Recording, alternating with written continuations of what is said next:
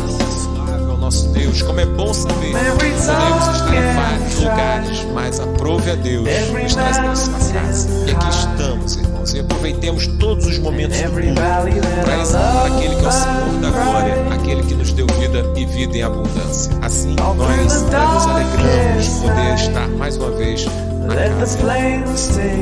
Queridos irmãos, convido a abrir suas Bíblias em Mateus. Começamos agora uma série de ensinamentos. Jesus, amanhã já falávamos sobre a parábola do filho pródigo, Mateus 22. Hoje falaremos do banquete, casamento, celebração. Mateus 22, a minha tradução aqui é aquela reformadora, ela é um pouquinho diferente, mas vamos acompanhar a leitura do texto, que diz assim: Jesus lhes contou outras parábolas. Disse ele: o reino dos céus pode ser mostrado como a história de um rei que preparou um grande banquete de casamento para seu filho. Quando o banquete estava pronto, o rei enviou seus servos para avisar os convidados, mas fogo se recusava. Então ele enviou outros servos e disse: já preparei o banquete, os bois e os fornos foram abatidos, e tudo está pronto, vem para a festa, mas os convidados não lhe deram atenção. Eu falei para a sua mesa, para seus negócios. Todos ainda agarraram os mensageiros, os insultaram e os mataram. O rei ficou furioso e enviou seu exército para destruir os assassinos e queimar a cidade deles. Disse a seus servos: o banquete de casamento está pronto e meus convidados não são dignos desta honra. Agora saiam pelas esquinas e convidem todos que vocês encontrarem. Então os servos trouxeram todos que encontraram, tanto bons como maus, e o salão do banquete se encheu de convidados. Quando o rei entrou para se recebê-los, notou um homem que não estava vestido de forma apropriada para um casamento e perguntou-lhe: amigo, como é que você se apresenta sem a roupa de casamento? O homem não teve o que responder. Então o rei disse: amarrem-lhe as mãos e os pés e lancem-no para fora na escuridão, onde haverá choro e ranger de dente, pois muitos são chamados, mas poucos são os escolhidos, na palavra do Senhor nosso coração. Quando olhamos para essa parábola, Cristo está falando de como é o seu reino, e faz aqui uma demonstração. Não vamos aqui falar do que nós acabamos de ler, no aspecto de explicar o que está explícito no texto, mas o fato é que há uma negligência no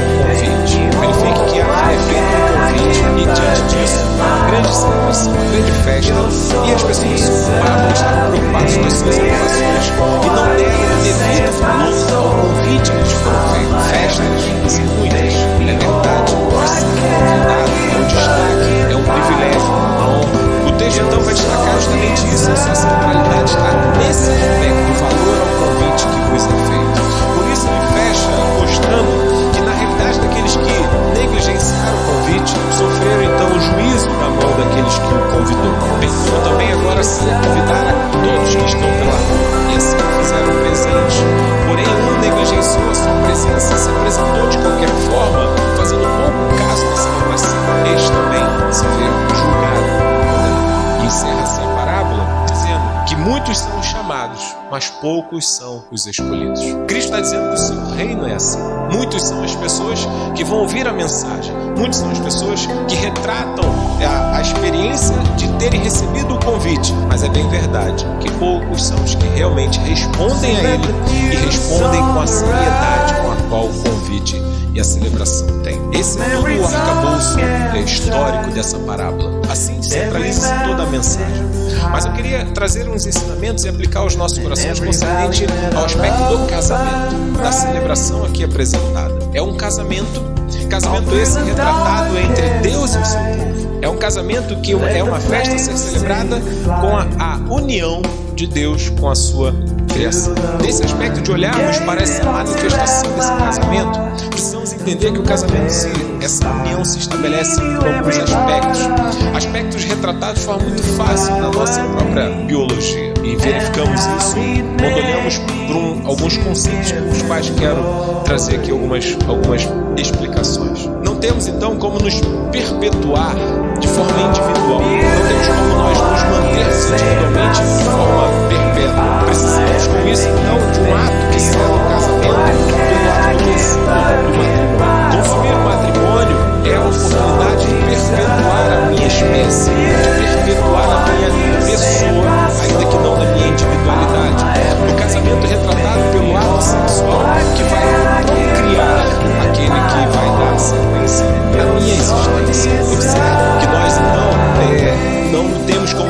perpetuar individualmente, então nós nos perpetuamos de forma racial, procriamos, temos filhos. Essa é a imagem que eu quero observar e tratar nesse texto específico. Verifique que nesse aspecto, então, é um imperativo categórico da vida que os vivos se perpetuem. Todos nós, de certa forma, temos esse impulso de perpetuarmos. Por isso temos a libido, por isso temos os desejos sexuais que nos impulsam a essa prática para uma manutenção da vida enquanto a perpetuação de uma espécie.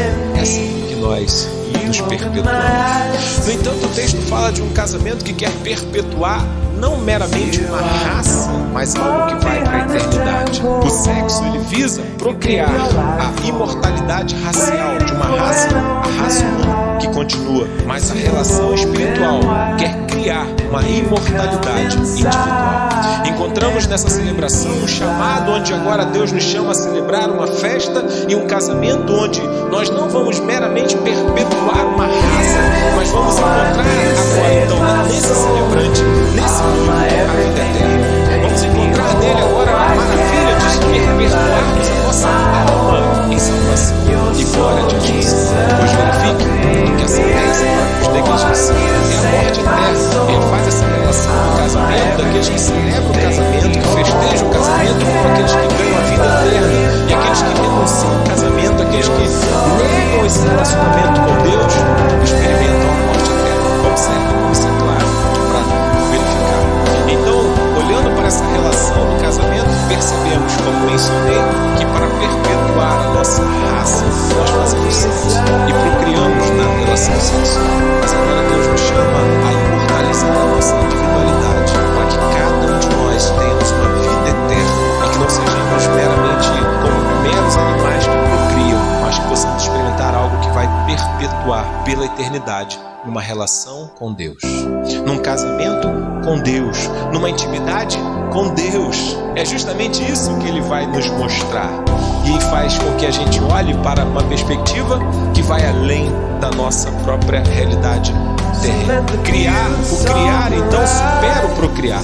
O criar passa por essa relação de intimidade, onde agora, no casamento com Deus, nós procuramos e vivemos uma intimidade que gera vida e vida em abundância. Observe que a parábola nos chama justamente a isso, a celebrar a vida nesse casamento. Encontramos então em Cristo a maravilha de podermos ter a certeza da eternidade das nossas vidas, de que a nossa história, bem como a redenção em Cristo, é algo que não é fatual ou meramente acontece num tempo e se esquece, não, mas vai perpetuar por toda a eternidade. Encontraremos com Cristo na glória e lembraremos do seu sacrifício por nós, de como Ele nos amou e como foi a nossa história aqui neste mundo e bem como viveremos pós Ele. Observe que essa relação de intimidade, esse casamento, passa por mover agora uma nova vida em mim e em você. Assim como uma relação entre um homem e uma mulher que no seu ato de núpcias, no ato conjugal, podem e geram vida, criam uma nova vida pelo ato da relação. Agora também em Deus, num relacionamento de intimidade com Ele, vivendo uma comunhão com Ele, celebrando essas bodas com o nosso Redentor, também experimentamos um novo viver.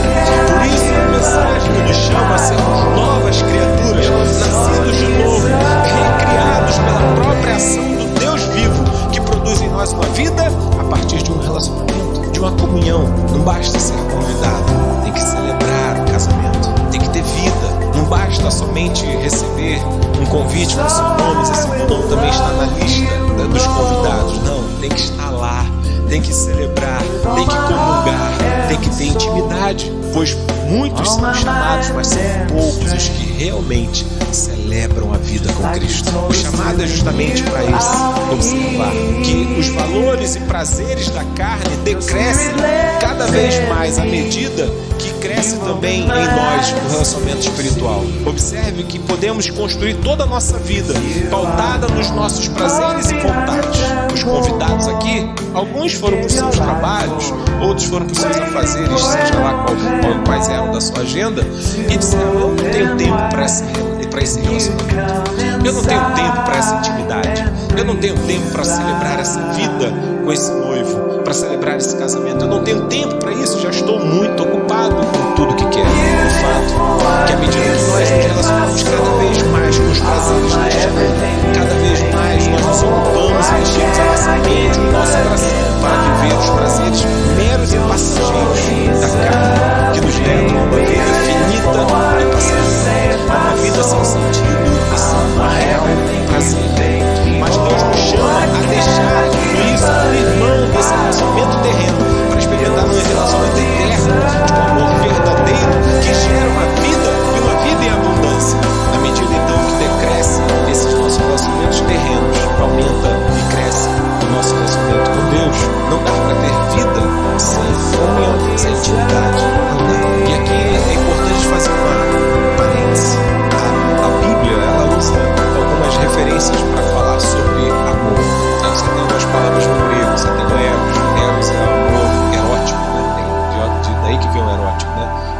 desejos, né? O amor sexual. Esse é o amor eros.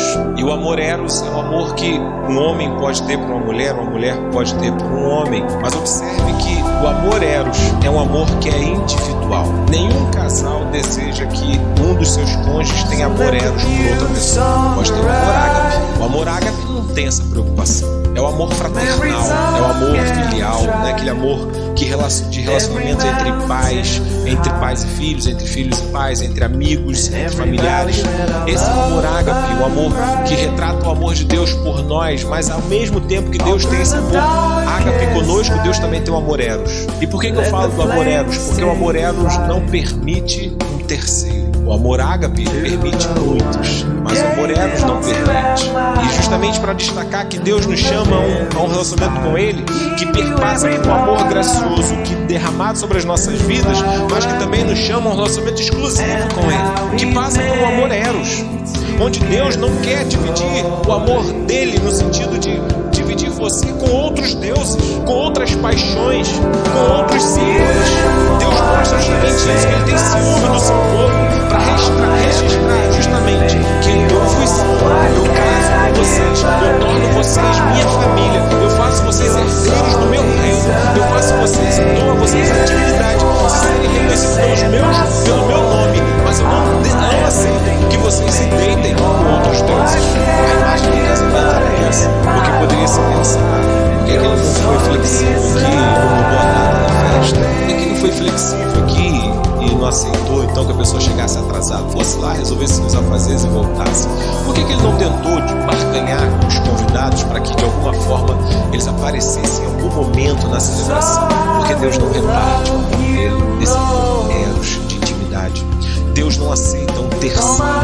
O relacionamento é pessoal, é íntimo com Ele, é um relacionamento único e exclusivo.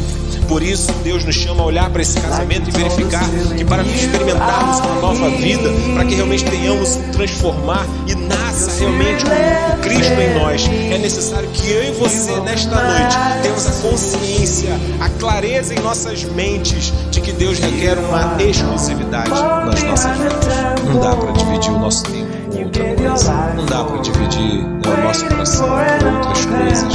Não dá. É isso que Deus está dizendo. Por isso Ele manda o exército. Então vá com o exército e mate. Pois o texto diz que alguns foram para os seus afazeres, outros foram para os seus trabalhos, e teve aqueles que inclusive mataram os mensageiros. Verifique que os prazeres, as nossas paixões, as coisas que flertamos neste mundo com o qual nós às vezes acabamos enraizando, as paixões do nosso coração, as coisas desse mundo, servem para matar a mensagem, o convite de Deus para as nossas vidas, servem para fazer com que a gente se torne simplesmente negligente a palavra de Deus, que nos desafia a ter uma comunhão com Ele. Passamos a não considerar o convite de Deus, mas assim, não podemos. É justamente o que Deus está mostrando nessa palavra, que Cristo nos ensina, que Ele não divide o relacionamento dele conosco, mas ninguém é exclusivo. No ápice da relação entre um homem e uma mulher, dá início então uma terceira vida, e justamente no fervor espiritual há um mergulho na vida divina, na vida do Deus da glória, onde nos chama a viver com Ele, no mar da imensidão do amor de Deus, onde Deus então nesse ato produz também uma nova vida, gera em nós também um novo viver, uma nova pessoa, que agora tem uma vida imortal, uma vida integrada com a santa e maravilhosa Santíssima Trindade. Observe, quando olhamos para a pessoa do Cristo, encontramos a encarnação, o verbo que se fez carne, onde Deus habita a natureza humana, uma expressão de encontrar o totalmente homem e o totalmente Deus, a remissão da união perfeita de Deus e o homem. Cristo Jesus é a manifestação da retidão da natureza humana, onde o próprio Deus se encarna e se faz homem e caminha entre nós. A natureza humana é redimida. E é isso que Cristo está nos mostrando também com a encarnação, com esse casamento, com essa união de Deus com o homem. Há a remissão. Encontramos nessa relação onde o homem agora, nessa vida espiritual, nesse fervor espiritual, se lança e experimenta esse amor divino, esse relacionamento com o Deus vivo, e nasce essa nova vida. É a expressão que muito se fala na filosofia da vida, é dar a luz a si mesmo. É justamente aquilo que Cristo trata com um grande sábio, diz: quem não nascer de novo do Espírito não poderá viver o reino dos céus. Nascer de novo, a maravilha de experimentar, a dar a luz a si mesmo. Que coisa estranha, é um raciocínio aparentemente lógico, mas verdadeiro, quando realmente percebemos as grandes mudanças que Deus faz na nossa vida.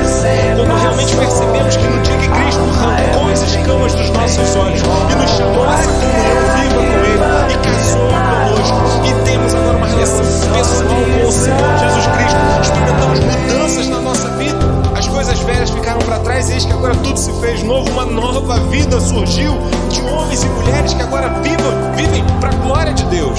Pois o que era, agora já não tem mais graça, pois agora somos chamados filhos de Deus para viver para a glória dele. Observe então como é importante essa intimidade, essa comunhão. O que Jesus está nos mostrando com essa parábola é que existem muitos que vão negligenciar o convite, mas aqueles que se achegarem, os poucos escolhidos, experimentarão esse casamento, viverão essa nova vida e contemplarão a glória de Deus. Muitos são chamados, mas poucos os escolhidos. Chegamos então nesse ponto dessa parábola, onde qual é o sentido dela? Se não desafiar e nos levar a observar a nossa própria vida. Se de repente não andamos flertando com as paixões desse mundo, se de repente não adulteramos nosso relacionamento com Deus, fechando os nossos olhos ou virando as costas para Ele, amando muito mais o mundo do que a Ele, somos agora desafiados por Deus a parar e pensar se realmente nessa comunhão, nesse ato de união com Deus, se existe realmente essa aliança, se realmente eu sou fiel, se realmente eu busco agradar aquele que é o meu Senhor, o meu provedor, o meu Deus, se realmente eu vivencio essa comunhão com Ele e experimento a cada nova manhã esse mover dessa nova vida, me desafiando a santificação, me desafiando a viver cada vez mais os prazeres desse casamento com Deus. Ou se os prazeres do mundo me encantam mais, ou se as paixões do mundo entram muito mais fácil no meu coração, ou será que eu confio mais no mundo do que confio em Deus? Quem é o melhor noivo? Essa parábola traz esse questionamento. Observe que em muitos momentos nós sabemos quem é o melhor noivo, mas escolhemos. Sabemos quem realmente nos ama, mas deixamos nos levar por aquele que nos ama, nos suas falsas palavras. Sabemos que realmente se sacrifica conosco, que o seu amor não é meras palavras, mas é um amor sacrificial. Mas ainda assim, às vezes acabamos nos deixando levar pelas paixões egoístas deste tempo. Verifica o desafio da parábola. Queremos perpetuar nossa espécie meramente ou queremos experimentar uma vida eterna? Perpetuar a espécie é viver como meros animais em prol dos seus próprios desejos e necessidades, mas eternizar a sua vida é viver uma comunhão com Deus vivo, é experimentar um novo viver, é ter agora aquilo que podemos relacionar aqui de forma maravilhosa, como o próprio Cristo nos chama, a ser manso e humilde de coração, amar a Deus em todas as coisas e ao próximo como a nós mesmos, a buscar os frutos do Espírito, domínio próprio, mansidão, tantas outras expressões que são colocadas como fruto daqueles que nasceram de novo e que abençoam este mundo com as suas vidas, não porque são casados com as coisas desse mundo, mas porque são casados com Deus, porque tem uma aliança com Deus. E nessa aliança com Deus, Deus produziu uma nova vida. E nessa nova vida agora o mundo vê nessas pessoas realmente algo transformador. E é isso que o Senhor nos chama a experimentar. E por isso Ele diz: mandei os meus servos a convidar. Aqueles que vierem experimentar uma coisa que não pode dar, mas aqueles que negligenciam estão lançando o fim em enxuto. Onde só há gente verdes, não há festa, não há celebração, só há tristeza. Olha assim, verifique então, concluindo a nossa vida, qual é realmente a nossa comunidade. Se Deus tem te chamado, se Deus te convidou, se Deus tem te chamado a mergulhar nessa desse mar de amor, desse amor divinal, você tem respondido, porque o mundo está todo